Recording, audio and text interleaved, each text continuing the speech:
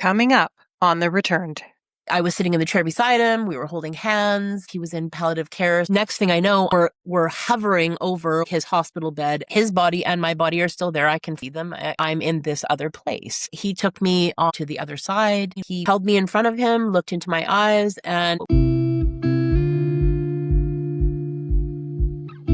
Hi, and welcome to The Returned.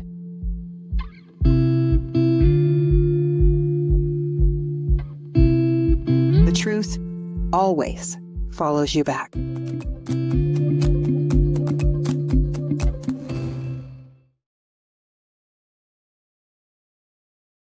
Hi, and welcome to The Returned, a place where we share near-death stories, out-of-body experiences, spiritual awakenings, signs from spirit, and the journeys of healers and lightworkers from around the world. Today, we are sharing space with Tanya Horn, a mystic in motion, intuitive facilitator, and a co-creator of Let's Get Infinite. Her life has been shaped by powerful out-of-body and shared death experiences that didn't just expand understanding of her consciousness, they changed the course of her family's story. Tanya, welcome to The Returned. thanks so much, MJ. It's nice to be here. Oh, you're so very welcome. So, Tanya, before we jump into any of your experiences, I would like to ground the audience in you. Who were you before your experiences? What was your life like growing up? And at that time, did spirituality, religion, or anything mystical play a role in that upbringing? Thank you for that question. Give me a sec just to gather my No thoughts problem. around that. You- Yeah, Absolutely. I mean, no big surprise. I talk about it quite openly. My childhood was full of neglect and capital T trauma, little t trauma, you name it. We had it, addiction, abuse cycles. And of course, as a small child, I didn't know that was happening because there's no level of comprehension. I was just living within this environment that didn't really support some of those feelings that I had, that there was something else, that a lot of the adults around me didn't actually know what they were doing. And as a result, I didn't feel very safe or secure in my childhood. So I learned how to fend for myself and take care of everybody else around me as a result of, that reflection of my worth and having to work for it or hustle for it. So a lot of that time was spent in the not knowing, if you will. But somehow I sensed that there was something else. And so trying to stay with myself and question a lot of things when I felt like I was being punished for having different thoughts or different ideals or different ideas about things. I do remember having a close relationship with what I would call or consider mystical or metaphysical energy as a child, seeing fairies in the grove or tapping into the sunlight trickling through the trees. Being in love with nature. We spent a lot of time outside, certainly. And, leading up to that, I was rebellious and stubborn and bucked the system and fought at every moment for this thing called my opinion, which was not an easy task because the system itself, my parents, particularly my dad, was pretty ruthless and it was his way or no way at all. And so it really started to define how I interacted with my family and my life in general. Wow. What was your first experience? Maybe we could start there. So, thinking back to this thing called spirituality, my parents joined a religion when I was about 11 or 12, and life changed very dramatically at that point in time because we were not living a Christian life. And then all of a sudden, we're living a full blown, religious every Sunday, being very involved with the church. But I remember it being the first place that I ever felt like I was home, like there was a Oh, sense of community or fellowship there that I really appreciated. And questioning, some of the thoughts in my head, are these things that are really going on? Is anybody else having this experience, or am I completely alone in this?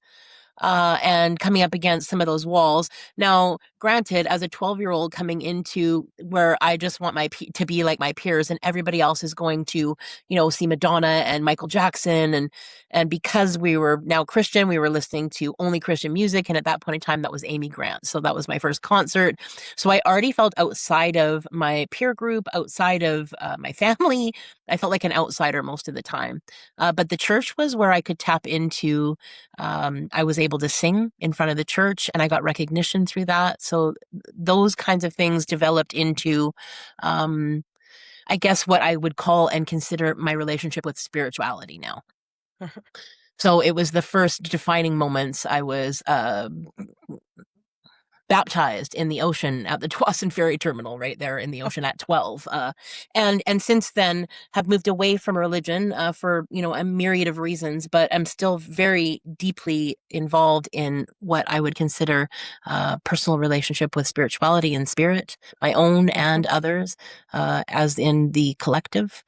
So I like to spend some time in that place. So, the first thing that stands out for me is when my dad fell ill, and he was, given about 12 months to live, that he and I had not had a good relationship up until then. Was very wrought with abuse and neglect and anger and hostility, and it was not a fun relationship to be in. He undermined me most of the time, and I've come to understand why some of those things happened, but it wasn't until he grew ill that I was driving over the bridge, a song came on the radio, and I had this instant, you need to go and talk to your dad. Like, it was like this message that was like, okay, no more time can pass before you can actually have this conversation that you've been meaning to have for some time. And so I turned my car around. We had a fight that day. So it was, went to the door. He answered the door, and I said, okay, look, you know what?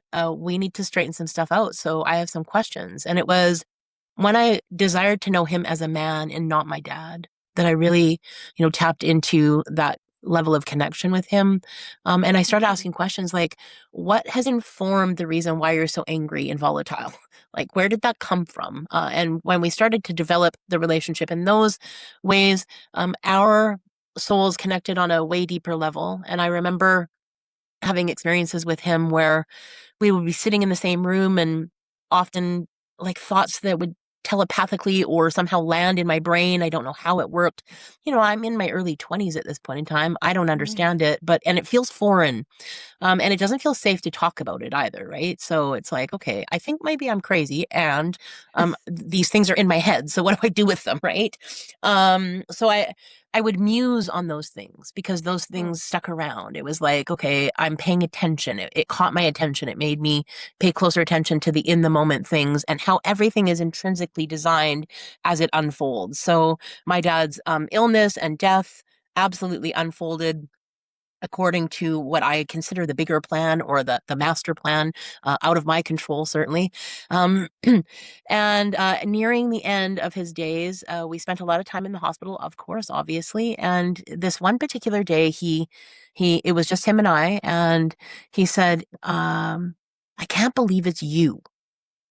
And I thought, okay, well, sometimes he's on morphine at this point in time. Sometimes he's not coherent. And, he's talking about the pink lady who's flying the plane. So I don't know if this is a real conversation or if this is something that is outside of that. But I tap into, okay, so there was something about the conversation that garnered my full attention. It was like a visceral feeling of this is really important. You need to pay attention to this. So in that conversation, although there were some words that we were exchanged in that room, a lot of what he told me was through thought. They were thoughts that he had. And so some of the messaging was, I can't believe it's you. You will go forward and you will find yourself at a crossroads where there'll be a terrible tragedy. You'll know it when it comes, and you'll know what to do when it's here. And I remember thinking, okay, that is very vague. I don't understand what the concept of this is, but I knew I needed to pay attention. And so, when he passed away, I had another incident where I had an out-of-body experience. It's the second time I think that I've had an actual out-of-body experience that I'm remembering in the 2 or 3 times that it's happened to me. And I was sitting in the chair beside him. We were holding hands. It was imminent. He was in palliative care, so I knew it was coming. And when I next thing I know, I'm witnessing myself and my dad holding hands in spirit. We're ethereal, like wisps of something. And we're hovering over what would be his hospital bed and this recliner that I'm in. Now his body and my body are still there. I can fully see them. I can, witness what's happening in the room. And yet I'm in this other place. And so he took me on, I guess what I, would call astro travel, where we traveled to the other side.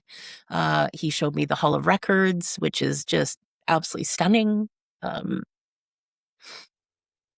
There's a lot of information stored there, but it's like the most beautiful library you can ever imagine in your mind. So it just was absolutely stunning. And then we moved on to rolling hills of green grass and just meadows of tree-lined beauty, stunning places that seemed magical or special in some way. And everyone was harmoniously living there. It was a harmonious place. There was an absence of fear completely. Like it was like only faith belonged there.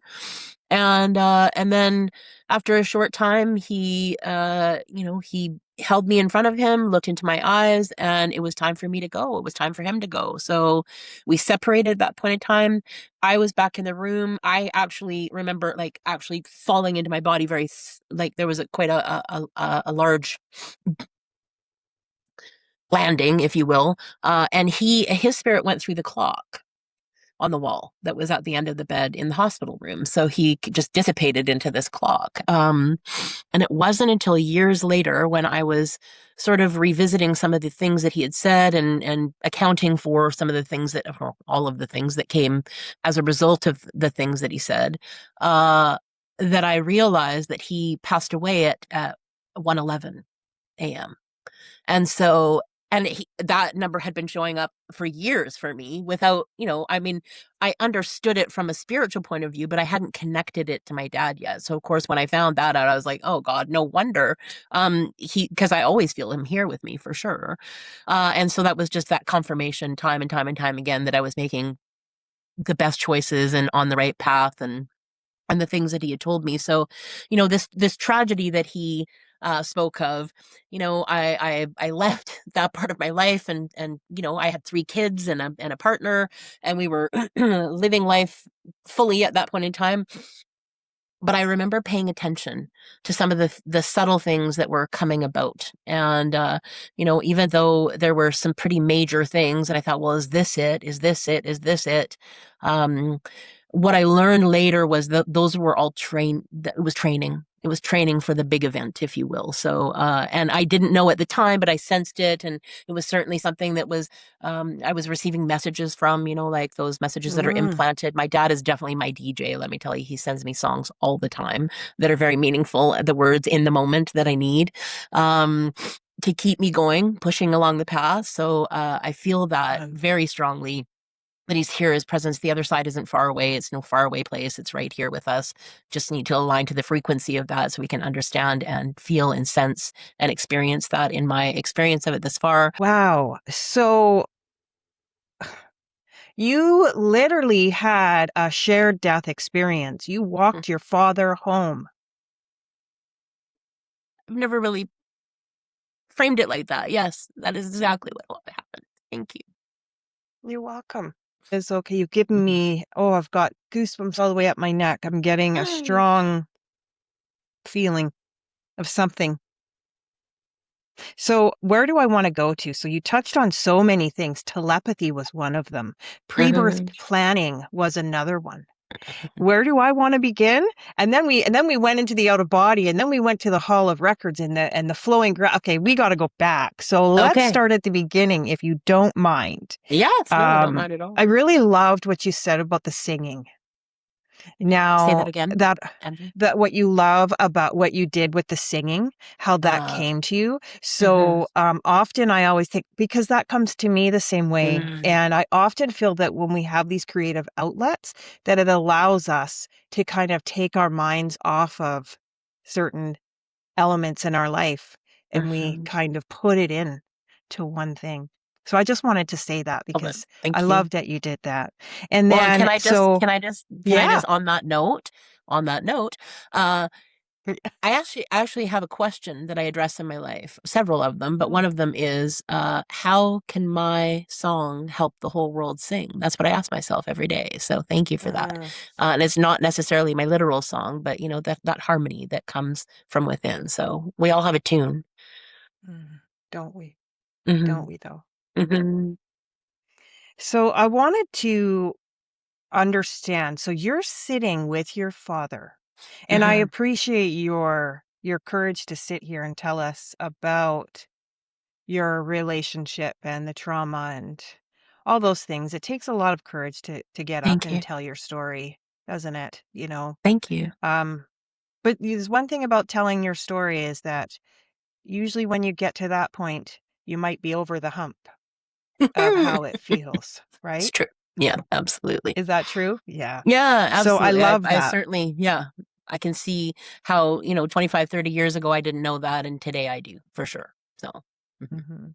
And then, so you were sitting with your dad Mhm. and you were communicating using telepathy. I mean, it's the only thing that I can explain. I've not really, well, I have that connection with my kids, so I do know that it exists, right? Like my kid can be halfway around the world, and I go, "You need to call me," and they'll call me, right? So I get that we get that, but sitting in the same room, it was like, yeah, implanted ideas or a full Mhm. picture, a full spectrum of something. Like Mhm. words would have not sufficed. So it was more of a full-bodied forecast of the future, I guess. That's so interesting. Hmm. So he wasn't verbally speaking. You were just getting the downloads, the drops in your mind, and is correlating with him, Yeah, I mean, there basically. was conversation in between things, but there was a lot Mhm. of like, what would you, if someone walked in, they would have considered it silent, right? But there was a lot of activity happening just between the two of us. And he showed Wow. me things like it was, a thought, I guess. My interpretation of a thought would be what I think it is. What I was getting was what he was implanting. Like it was like this picture that was what the future was going to unfold like. Now it wasn't defined, like I couldn't it wasn't a sharp image, but there was an image there.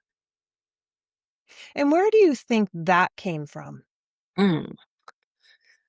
Oh man. Well, I mean, I believe that when people are at the end of their life, they're actually closer to the other side because they've got a foot in both places, right? So I would say that my dad definitely was more attuned to his spirit at that point in time, more surrendered to who he actually was instead of that version that he had been living, which was the wounded self, right? That angry little boy that was this 56-year-old man. He was 56 when he passed away. I'm 54. That's kind of frightening now at 24, Yeah. and everybody kept saying, "Oh, he was so young," and I was like, "Oh, he's ancient. Are you kidding me?" And now that at 54, I'm like, "Oh, he was so young. Wow, yeah, He yeah." really was young. Yeah, Hmm. it really was. And when he told you, "I knew it would be you," is that what he said to you? Hmm. What Hmm. did you think that meant? Well, I mean, I would have thought anyone but me, from from all of my siblings and anybody else he could have chosen. So it was a little bit like, okay, so now you have my full attention. Now you have my full attention because I don't know what you're about to say, but it sounds like it's going to be important. And I think there was probably a part of me that was endeared to wanting to be that for him, wanting to be Mhm. something special for him and not ever feeling like I ever measured up or met the mark. So to find out that it's me, I'm like, okay, I'm fully ears. What is it that I'm going to be taking care of? Did you ever think that it would be you walking your father home? No, that particularly, like even a year before that, I would have said that would have been the last thing possible to happen. And we got really, we got really open about a lot of things and we did a lot of talking. And I remember some of the last conversations of us, like I gave him his last bath, and that was obviously vulnerable for him. So just being able to, there was a lot of laughter, right? So there was a lot of levity through that situation. I'm so thankful that that is something from my system that I've that's been born out of sort of tragedy or trauma, is the levity in situations or seeking out that peace, right? So, and the closeness. I certainly believe that he was definitely in tune with something. I don't know what it was. It could have been that soul contract, or our lineage wise, because fast forward, I'm now a counselor, and in my counseling training, looking looking at my family system, my internal family system, putting it on paper and looking at the trauma on the paper, I was like, oh, no wonder we're all messed up. No wonder there's so much trauma and tragedy along the way. But there was a point in time when I was given the opportunity to actually put a stop to that. But it was directly as a direct result of this conversation, or this implant telepathy conversation that I had with my dad. Had I not had that, I know that I probably wouldn't be here, because I don't know that I would have lived through that hadn't I had that. Um, I call it one grain of light. When everything else went dark, I had one grain of light. And that was definitely because I trusted my dad fully at the end of his life. And he left in such a meaningful and harmonious way from the way that he and I had lived our lives, which was very angry, volatile, short fuse, big, big energy. So to leave in such uh, a loving, caring, compassionate way, and then the aftermath of all of that, which we haven't gotten into yet. So I'll save that for a moment. But yeah. I love this story. Thank you. And just before we move on, I would just love to know, so had you been out of your body Mm. before this? Yeah. So I mean, it's probably a good segue, I guess. So I remember in grade 3 having an experience. Yeah, absolutely. So just so that everyone knows, a lot of this trauma has been healed. Like you said, once you're over the hump, you can sort of talk about it and come to process it, and maybe inspire others to know that they're not alone, and that there's help out there, and that there's hope. At the end of all of this, right? And faith that things do work out, because it was choices that I made so many years ago that absolutely have me in this place. And I believe that everything in my life played a role, including my abuse. So, my first experience of out of body was when I was being sexually abused. It was just easier not to be in my body. There was a betrayal there. It was very confusing for me. I didn't understand what was going on, but there was also that dichotomous feeling of there's a physicality of it that feels good. That's confusing. And so, all of that aside, I remember being out of body, and I remember disconnecting from that place, right? My other out of body experience that I'm just coming to mind now is having a traumatic experience with my grandmother at about age 5. Um, being beaten quite severely because I didn't eat everything on my plate. And as a result of that, of course, disengaging from this thing called my intuition, because it was like, no, you completely failed me. I can't do that. So I'm now in the midst of healing some of those traumas in my body somatically. And and it's been a long ride till now. But I absolutely believe that some of those things that happened, and the lack of response from my parents, or their inability to respond in a way that I needed at the time, absolutely played a role in how I responded with my children. So there's a definitely a connection there. Um, so the next time that I had an out of body experience was on September 27th of 2003, something that will always be with me. I will remember that day forever and ever. My son at age 14 came to me and disclosed he was being abused. Sadly, it was by my then husband. And so, as you can well imagine, my whole world obliterated and everything. But I knew instantly that that's what my dad was talking about. I knew instantly that's what was happening. And as I was again above my son and I on the floor, out of body completely. My spirit was like everything was in slow motion and fast at the same time. It's very odd, Oh, because everything happened really quickly, but it was in slow motion. Don't know how to explain that any other way. And it was like there was a movie screen, and I was watching all of my life experiences move across it in such a way that I felt informed in that moment because I was watching the human being part of me on the floor writhing around like wounded animals. Never want to feel that feeling again. Don't wish that oh, upon my worst enemy. And the pain of not protecting your child, all the things, right? So having that experience, but my spirit was intact. And what I knew to be true was that all of these steps, including my own abuse cycles, the lack of response from my parents, or the carelessness or lack of consideration in some of the responses, um, all were there so that I knew exactly what to do in that moment. So I gathered all of those thoughts on this screen, and then took them back to the human person that was laying on the floor. So there was another transference, I guess, of energy. It felt like wisps of of information, if you will, coming oh, from spirit into person, and then of course, adjusting to the situation and coming to the fact that I had all of these answers. Okay, now what do I do? And just becoming really methodical about that. Making a call upstairs to get my daughters in front of me to ascertain whether or not they had been abused, to then confront the abuser, and understand that, life, the way that we knew it, was going to be over. What do we do now? Understanding that I had to, involve the authorities, but also knowing like these are really important components. I think that happened in the out of body experience was I knew not to call 911 and have my kids further traumatized by having their father, you know, let out in cuffs and stuff. I knew that they needed a chance to say goodbye.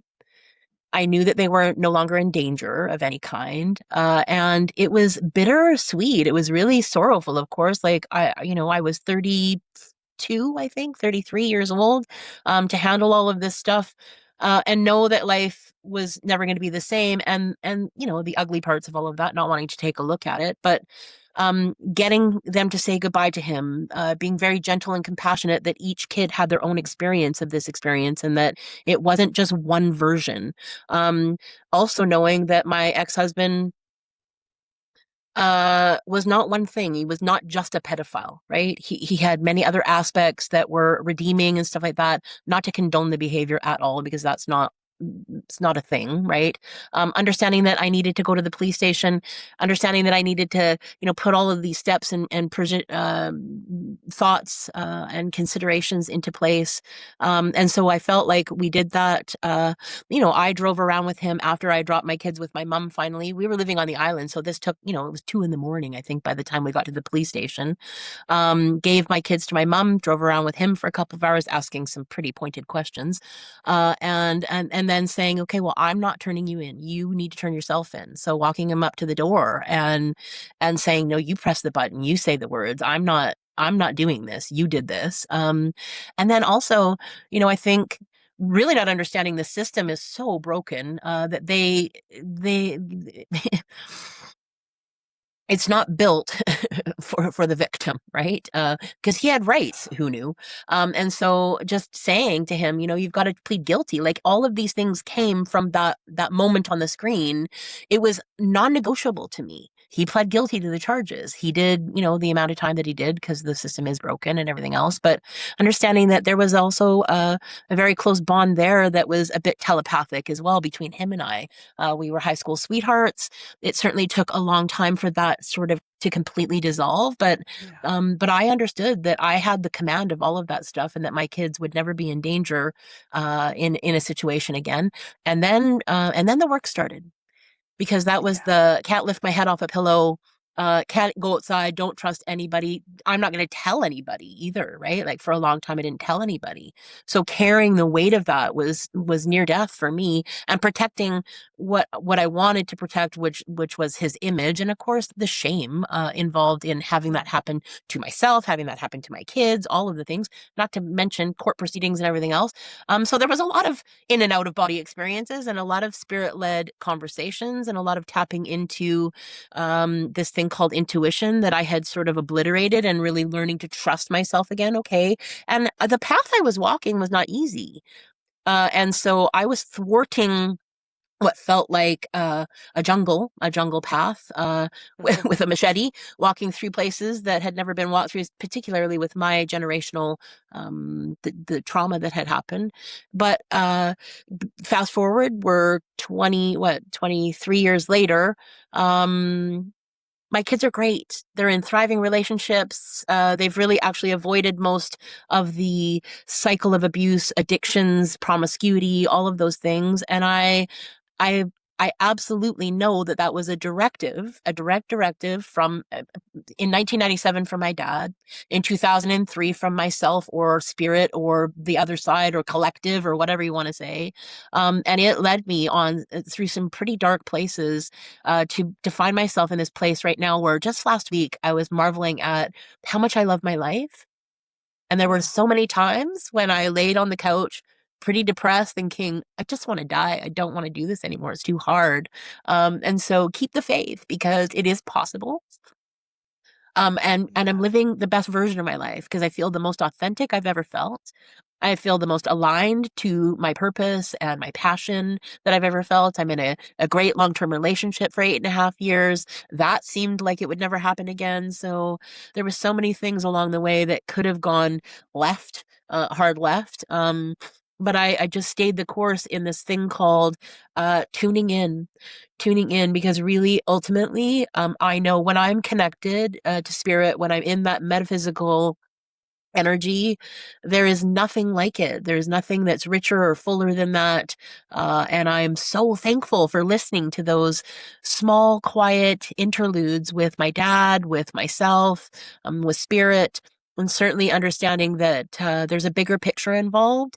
And I can see how the things in my life and the curses or the cycles that I've been able to break, or I feel like I've contributed to breaking, uh, they have a larger ripple effect than that, right? So it's not just my family that's affected now, it's the positive effects of that are going on and on and on, into and including healing that's happening with my mom and I, with my sisters and I, like on all levels. And my kids and I are solid. So I feel good about some of the choices that I made were not easy. Would I change some things? Sure. I mean, we can all say that, right? But ultimately, not really, because then it would change the outcome, effectively. So Right.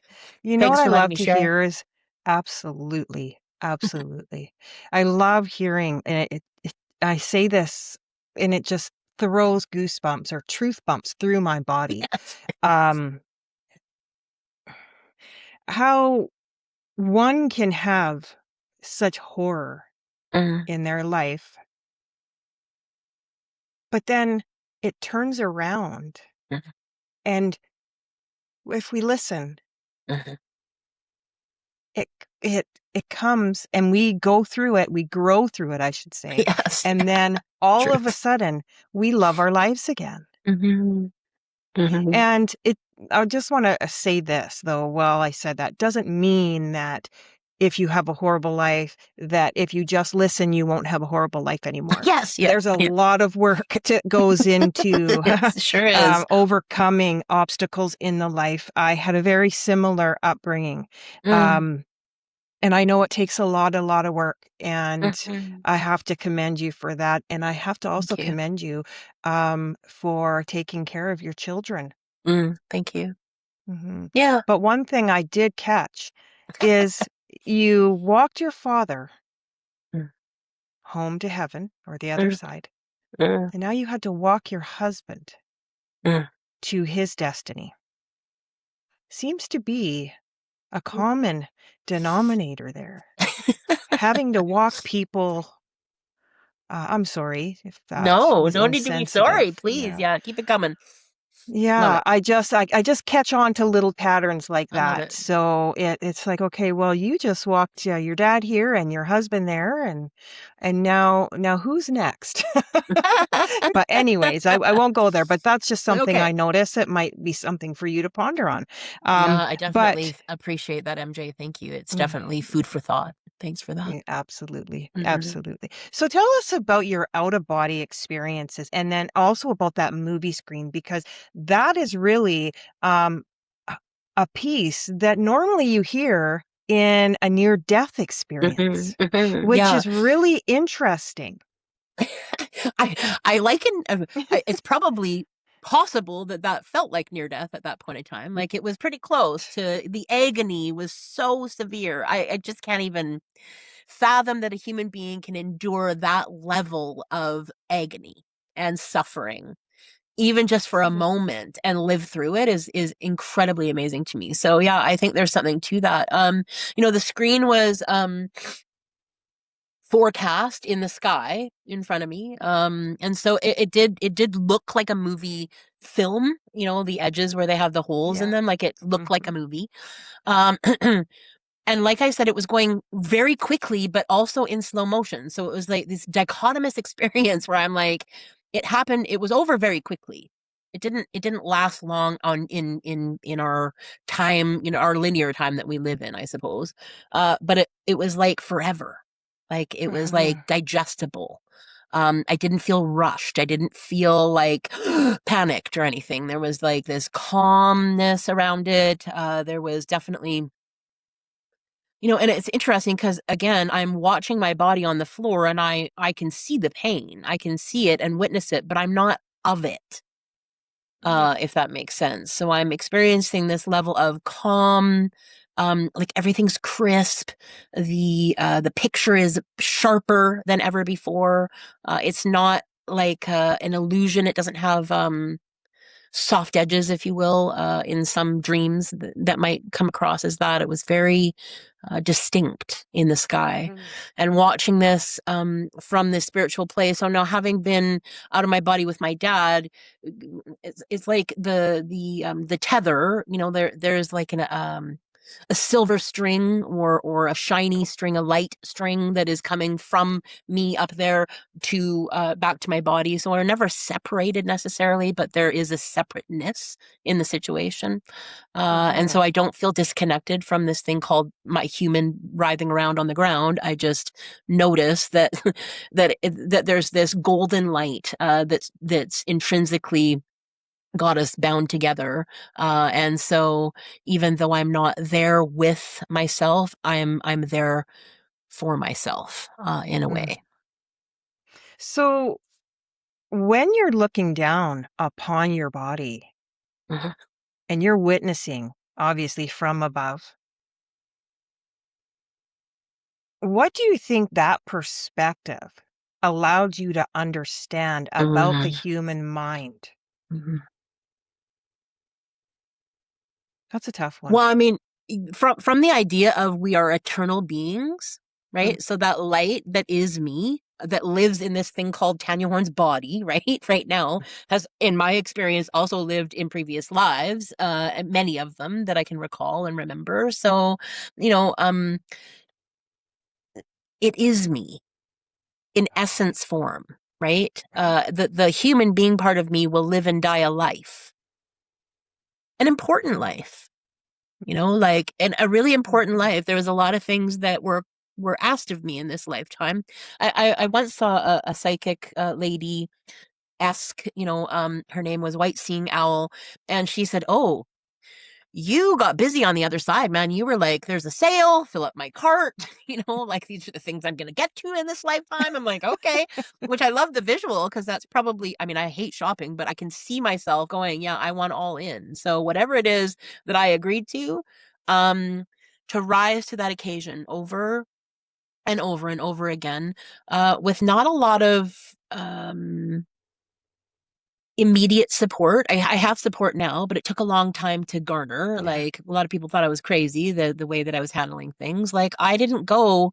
A lot of things unfolded afterwards with my ex husband, where people wanted to pitchfork and shovel. And I get that visceral experience. I get the, Mhm. certainly, but I knew that it wasn't the way. I knew that love was the only answer. I knew that that was where I needed to go. Now it's the complete opposite of what everybody thinks that they should do. So of course, everybody's like, you're doing it wrong. You don't know what you're doing. You're going to do more harm. Like all of the stuff that was coming back at me, which made it harder to forge on this path because I was going against the grain. That's the story of my life. And so it wasn't new, but it was exhausting, because I was Oh. like, no, I know that this is the way. And I'm so glad I did because my children are kind-hearted and centered and have been in long-term relationships, all of them, and not without problems, obviously, because they're human. But they also have all of them have a level of accountability around. Why they have this experience in their lives, and they're doing their own work around that. I now have 3 grandkids from my middle child, um, who I know live a different life because of choices that I made 25 plus years ago, right? Like I know they do. I see it in the way that they live a life. They have both parents, they're present. Uh, they eat dinner at the table every night. I think, excuse me, that was the one thing that sort of came to me in the aftermath of all of this when I'm, sifting through rubble in my life. Excuse me. I was like, okay, so what can you do? You can read books, you can get educated, you can start doing your own healing journey, and you can eat as a family. Those are you have to eat as a family. So we started making that a ritual. It was tradition. We sat down for our meals. We talked about things. We had conversations about taboo things, taboo subjects, things that not everybody was talking about at the dinner table, but I thought were necessary for the long-term healing of everything. Tanya, um, I mean, there's so many things that I could say, but one thing I want to ask you about your experiences is one, did you ever feel the feeling of unconditional love? Mm. um, I think with my kids at young ages, certainly, the look that they gave me, I still see it when I'm present enough where we can be in the present moment with each other. When there's all kinds of stuff going on, it's easy to get lost in the he said, she said, we did, whatever, the chaos of it all. But I do feel unconditionally loved by them. And what about And when you're out of your body? hmm, yeah, there's definitely a collective, like, a deep love, compassion, understanding, grace. That's where I think grace lives, right? In that place of seeing my humanness while also exalting some of the special or uniqueness as well. So those things seem to be intertwined at the moment anyway. And why do you think these experiences happen to you? Do Hmm. you feel that they were planned? Did you make some sort of contract pre-birth before coming here, like filling up that shopping cart, right? Yeah, And yeah. then, hey, I'm going to come down to earth and I'm going to get my heart trampled on a few times A few times, and yeah. I'm going to learn how to pick myself up. Hmm. What Yeah, would you say? well, I mean, we're searching for meaning, right? As human beings, right? It's kind of Always. typical as a human experience, right? Yeah. Man's search for meaning. I have to make meaning out of some of the things, or I think I would default to the worst case scenario, Okay. I'd be stuck in the Mhm. victim of it all because it has been Mhm. a victim experience. It's been a hell of a ride. Do I Mhm. think that I chose these things? I think that in the idea of what a soul contract is or can be, you know, everything to my knowledge and understanding and experience feeds back to the collective, right? And so, the idea uh, that I made these agreements that somehow, as an ascended master, I said, okay, yeah, give me the full enchilada. I want to go deep. I want to go big, and I want to really shake things up, because I did 3 generations of my system, and I can imagine that the abuse didn't start 3 generations ago. It was probably far before that. But what I could see was pure craziness on both sides, right? Mental health conditions untalked Mhm. about, um, early deaths, lots of disease because of unfelt feelings and undealt with things, lots of abuse cycles, incest, children born of incest. Like, it's pretty big and bold, and what some people would consider bad. But the way that I interpret it is the roles that people play around me, the ones that have come before me, the ones that are around me now on this thing called the planet, all 8 billion of us are playing some kind of role for and with each other. In a world that appears very dichotomized and very divisive at this moment, I Mhm. hold in a very different light. I hold Mhm. us as able for humanity to come back to wholeness and come back to respecting one another, right? So, in the bigger picture of things, yes, I believe that it's unfolding according to plan, even though there are some things that are less digestible than others, of course. And I don't seek to understand them necessarily, because I think that's where we get caught up in the he did, he said, she said, you did, we did, all of the divisiveness that happens. Just like when my ex-husband, when everybody else wanted to, haul him out and dig him up and bury him or whatever, kill him, it just was like, no, I don't believe that the answer is further into that divide. So, yes, I think that I made some agreements, and that I'm here now doing my own healing work. That internal stuff, the somatic stuff, has only been about a year long now, because before now I've been hustling for my worth. I've been, like, in that outward, am I worthy yet? Like, am I good enough yet? Can someone please give me permission to actually be myself? And I've just Yeah. put that to rest. And it's such a good feeling to step fully into, this is who I am. This is who I am. This is what I'm meant to do. I'm aligned with my purpose more than ever. I feel more alive viscerally than I ever have.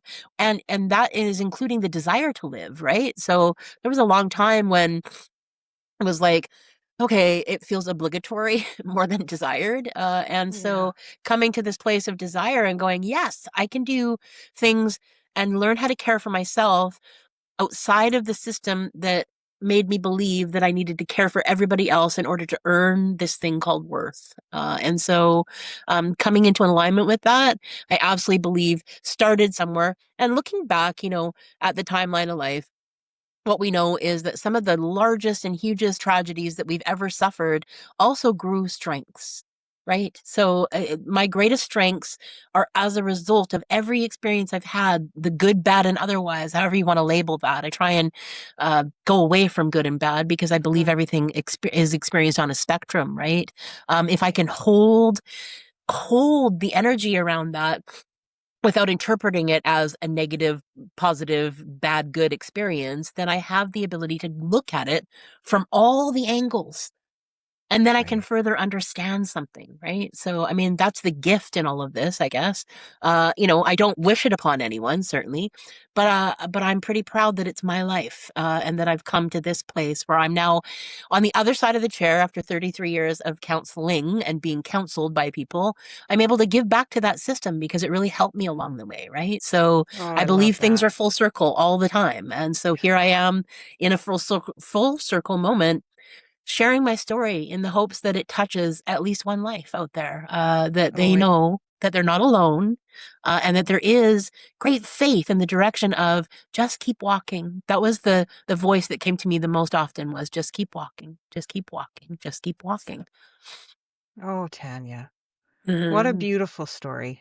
You Thank you. know, when you and I just want to touch a little bit more on this one, but when you're out of your body, time Hmm. with your dad and the second time looking down and that other two times, did you ever encounter any type of beings, light beings, God, Mm. spirit, or anything like that when you were out? So how I see it and experience it is like a plasma. It is full plasma, like everything's suspended. It looks what I what I experience in pictures as the universe, out there somewhere, like we're floating in space or whatever. But it is completely surrounded and full. There's no aloneness. Even though there's darkness, it's not, I don't feel alone in that moment at all. Well, that's good. A lot of people see things when they come out of their body, and that is why I was asking. Mm, Um, it's interesting to hear everybody's story. Everybody has something different, you know. mhm. Um, do you believe that humanity is awakening on a spiritual level? Yes, yeah. The Great Awakening, they call it. I don't know. Yes, Sometimes yes. I don't think it's so great, but absolutely. And that, that is something I didn't mention in that stuff that my dad said in 1997. It was, your job will be to pick up the pieces and put them back together. That's your job. You'll know what to do. Do your job, and you will experience abundance beyond your current understanding and measure. And so that keep walking, just keep walking, just keep walking. I'm now experiencing more abundance, more expansion, more growth, more understanding, more groundedness in what he's talking about in the humanity piece, right? I have full faith that we're okay. And looking out in the world, it's easy to lose faith and we're not okay, right? There's a million reasons why. But the distortion that's going on right now is through the lens of the puppet master, right? So, Yeah, so I choose what I consume, that's and choose what I digest, and I choose to mhm. plug into places where I see humanity thriving. My girlfriend Carol and I, through Let's Get Infinite, run a weekly group session. It's been over 2 years now. We're seeing incredible things happen with people from all around the world, on a online platform. But these people truly care for one another, and they are quite often not on the same page about a lot of things. So it's nice to see that it's possible that we can actually gather together, care for one another, and humanity is the thing that rises to the surface, right? Absolutely. Yeah. Absolutely. You know, I was thinking for those who are listening who feel stuck in Mm. generational trauma, what did breaking that Mm. cycle require from you in that exact moment? A lot. A lot. I Yeah. mean, I had to recalibrate my own nervous system, and at the time not really understanding those concepts as I do today, but knowing that I had to do something. So Mhm. there were moments in my life at that point in time when I thought, well, I'll never smile again and I'm never going to be married again. And, these were decisions that I had made at that point in time because close my heart, there's no way that's going to happen. But I, I was open to, okay, so I need to stick around for my kids because they cannot sustain any further trauma than they already have, not at my hand for sure. So you got to do your work, chick. And so that was, say what I say, do what I say, live aligned to this thing called integrity, and then trying to figure out what that is in a system that informed me that it was everything but what it is today, right? So Mhm. navigating some of that stuff is hard work for sure, but there was a point in time when I was like, okay, so do something every day. That was my condition, right? So was like lift your head up, do something. I had to feed my kids. That was something I had to do. I had to grocery shop every once in a while. I had to do that. Um, but I wasn't sure on how to do things in my life anymore because I felt a bit stuck. And so it was watch something that you can learn from, watch something that you can laugh with, and watch something that lifts your spirit every day. So, I mean, at the Oh, I time, love that. don't judge me now, but at the time, that was Dr. Phil, Oprah, and Ellen, and and so, at that time in my life, these were my lifelines, man. Like I definitely learned something, lifted my spirit every day intentionally, and laughed every day, and so those things carried me through till they didn't, until that was something that was okay, that's something that I needed and I don't need anymore, right?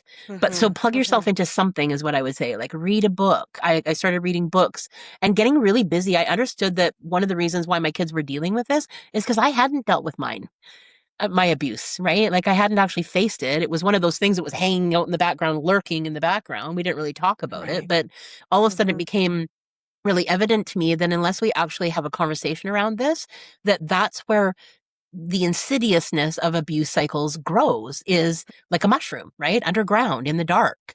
And it spreads very quickly. So I wanted to do the complete opposite of that. So I'm busy ripping heads off things, and having conversations that make people really uncomfortable and standing up for what I now understand is boundaries, right?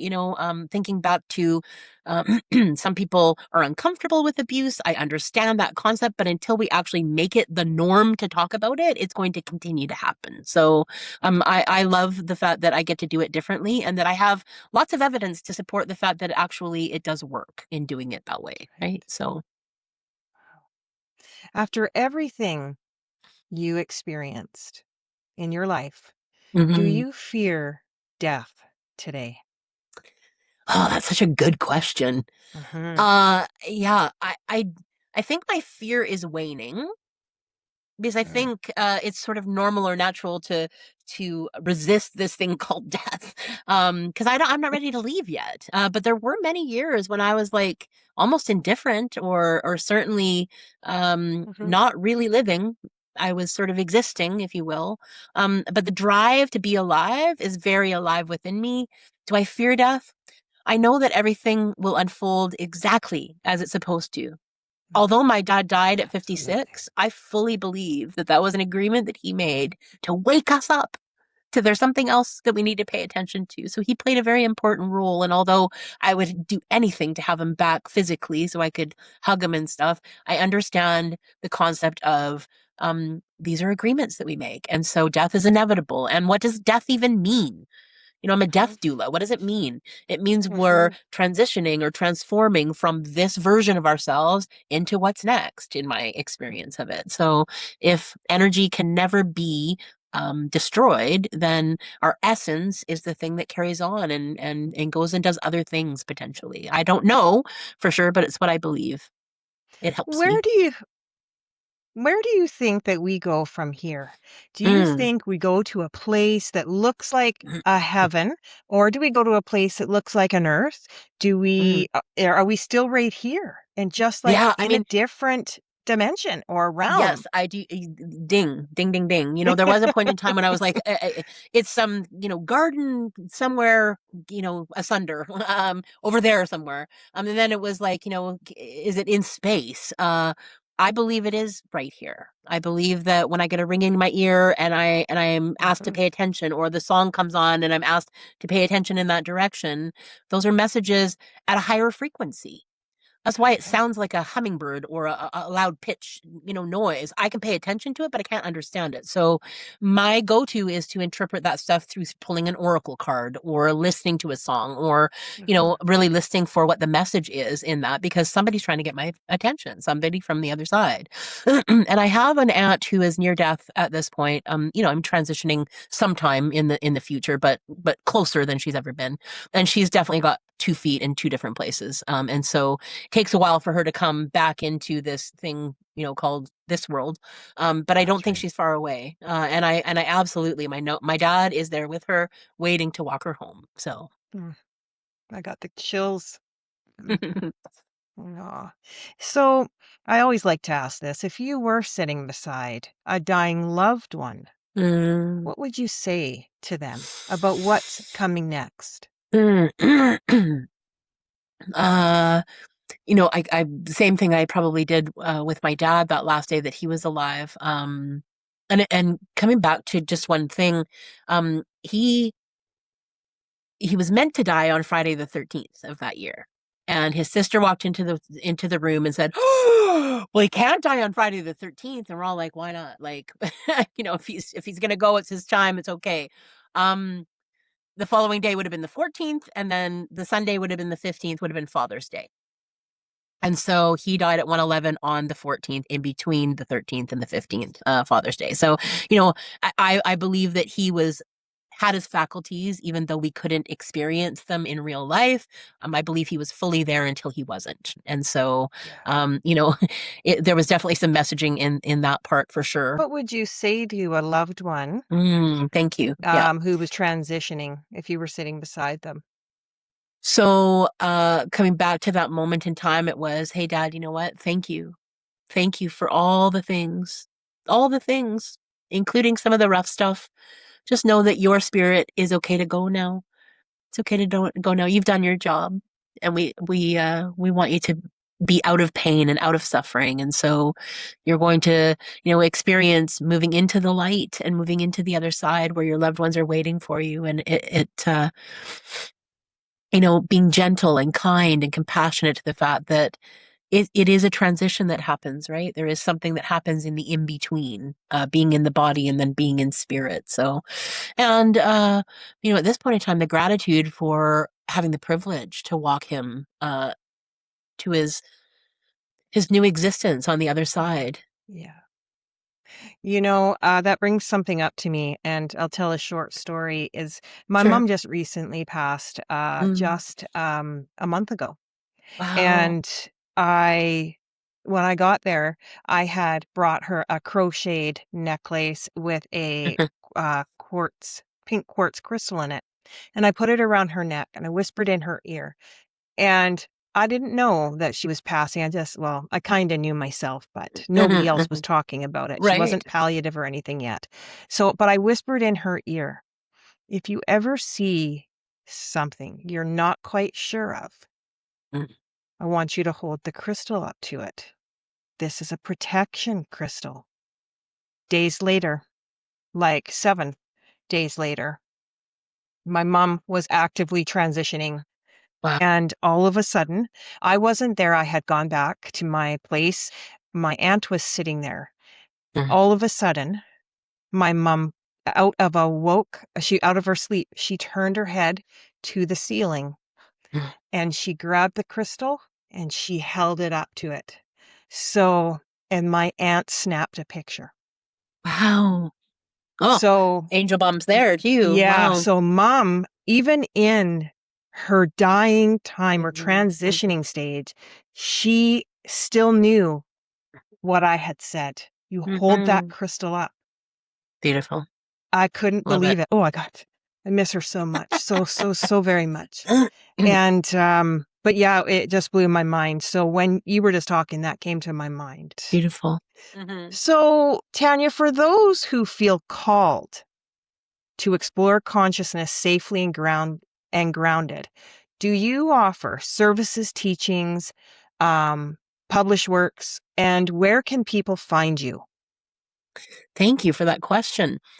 So my girlfriend Carol and I have been friends for 46 years this year. We were 9 when we met. We opened our Yeah. business in 2023. We have conscious communities that you can come and take part in. Absolutely. Something called Soul Spa every Wednesday morning from 7 a.m. to 8 a.m. We are on day 678 or 9 of daily dances. We dance every day at 6:30 a.m. People, the intention at the beginning was to raise the level of joy on the planet and have more happy people. And so we have a handful of people that come every day. We are over 675 days in a row, consecutive days of dance. That happens every day at 6:30 a.m. We have something called the Hero's Journey. It's a 10-week program that we offer. Takes people on the Joseph Campbell, also mixed with The Wizard of Us, which is a Jean Houston book. So we built and facilitate this 10-week program where people are actually able to see themselves as their own hero and come out the other side, hopefully feeling more integral with who they actually are, more congruent to who they actually are, and more ownership around living life according to how they see fit instead of maybe conforming to what other people think they should be doing. And our most fun workshop is called the Sacred Seven, the Board of Your Becoming. It is a channeling course. It is absolutely involved in the other side. It is involved in receiving messages from the other side, and outside of that as well. So it's pretty magical and mystical, and we take great pride in that. We have one coming up in March. Mid-March, there's 2 classes. They're 2 hours each. The first class sets the tone. We then go away and practice for 2 weeks and then come back 2 weeks later to the 2.0 version. So the messaging that comes through on a regular basis is pretty astounding. People are really tuning into just how close the other side really is, and how we all can be both an antenna to receive those things as well as a broadcaster, right? So we're both of those things. And so when we tune in, that fine tuning, and really start to pay attention and listen, those experiences, voices, information, the knowing, the intuition, the compass, our own intuitive compass, comes from a place of deep integrity.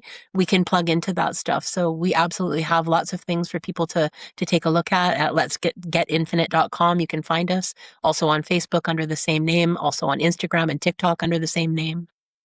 Oh, that is absolutely wonderful. Because I think sometimes we forget that we're all spirit beings, We are. right?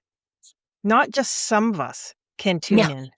All of us can tune in, Yeah, right? absolutely. Yeah, it's available to everyone. And Uh-huh. so, us two misfits, Carol is her name, my business partner. We were misfits. We didn't fit in very many places, that's for sure. And at the time, all we wanted to do was fit in with everybody else and not be these outsiders or these weird people, the strange ones, the unusual ones. And now we take pride in that, and we are collecting the motley crew that continues to come and hang out with us. Right, all the people from all walks of life, all backgrounds. Our rooms, we were in many rooms where there were things that just were out of alignment with inclusion.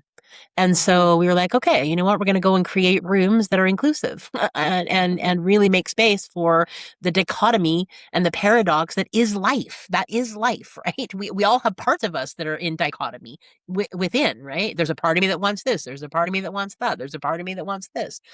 We talk in parts all the time. So that's the work that we do really is, it's the integral piece of that, or it's what is grounded in is the idea that Uh-huh. everybody has a voice. Everybody has a story worth listening to, and that we can have differing opinions Mm-hmm. without being divisive and at war with one another. So, really That's right. seeking to listen and understand, and then come from that caring place where we just have lots and lots of grace. So, it's a great Mhm. practice. I just have one thing. Are all Sure. those get-togethers, all the things that you do, is that only in person or is that also online? No, all of it's online because Carol lives on the Sunshine Coast, so we do a lot of our Okay. stuff online.